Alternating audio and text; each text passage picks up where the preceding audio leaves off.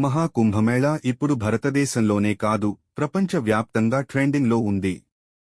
ఈ కుంభమేళాని ఎవరు మొదటసారిగా ప్రారంభించారో, ఇంకా ఇది ఎన్ని సంవత్సరాలకి ఒక్కసారి చేస్తారో, ఇలా చాలా విషయాల గురించి మనం ఇప్పుడు తెలుసుకుందాం. చివరి వరకు చూడండి వీడియో. మహాకుంభమేళా ధిని గురించి మనం కొన్ని విషయాలు తెలుసుకుందాం.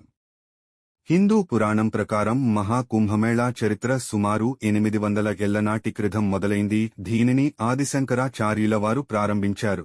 పురాణాల ప్రకారం దేవతలు తమ శక్తులని పోగొట్టుకుని వాటిని తిరిగి పొందడం కోసం అమృతాన్ని సంపాదించుకోవడానికి క్షీరసాగర మదనాన్ని పూనుకుంటారు. దీనికిగాను అమృతం లాభించాక చేరి సగం తీసుకోవాలనే ఒప్పందంతో తమ శత్రువులైన రాక్షసుల సహాయం కోరతారు. అయితే అమృతం కలిగి ఉన్న కుంభం అంటే కుండ కనబడగానే పోట్లట మొదలవుతుంది. 12 రాత్రులు 12 పగళ్లు పటు అంటే మన దృష్టిలో 12 సంవత్సరములు. దేవతలు రాక్షసుల మధ్య అమృతం కలిగి ఉన్న కుండ కోసం బికర యుద్ధం జరుగుతుంది. ఈ యుద్ధ సమయంలో మహావిష్ణువు అమృతం కుంభాన్ని తీసుకుని రాక్షసుల దృష్టి మళ్లించే సమయంలో కొన్ని అమృతం బిందువులు నేలమీద పాడతాయి. ఆ ప్రదేశంలే హరిద్వార్, ఉజ్జయిని, నాసిక్ అని చెప్తారు.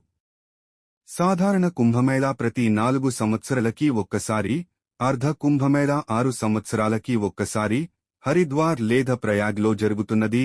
పూర్ణ కుంభమేళా అనేది 12 సంవత్సరాలకి ఒక్కసారి. ప్రయాగ్ అంటే అలహాబాద్, హరిద్వార్, ఉజ్జయిని, నాసిక్లో జరుగుతుంది. 12 పూర్ణ కుంభమేళాలు పూర్తి అయిన తరువాత అంటే 144 సంవత్సరాలకి ఒక్కసారి మహాకుంభమేళా అలహాబాద్లో నిర్వహించడం జరుగుతుంది. మహాకుంభమేళా అనేక మంది హిందూ యాత్రికులు త్రివేణి నదికి చేరుకుని చేసి వేడుకే ఈ కుంభమేళా. త్రివేణి సంగమం అంటే గంగా, యమున ఇంకా సరస్వతీ నదులు కలిసే ప్రాంతం. సూర్యుడు బృహస్పతి గ్రహం యొక్క స్థానం ఆధారంగా ఈ జరుపుకోవడం జరుగుతుంది.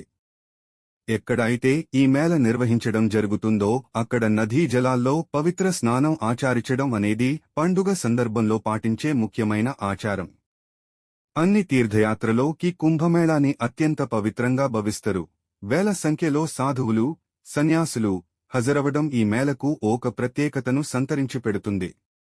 పురాతన సంప్రదాయాలను ప్రతిబింబించేలా ఈ సాధువులు కషాయ వస్త్రధారులై ఒళ్లంత విభూది రాసుకుని కనిపిస్తారు. మహాకుంభమేళా 2025 జనవరి 13 నుండి ఫిబ్రవరి 26 వరకు అలహాబాద్ ప్రయాగ్లో జరుగుతున్నది.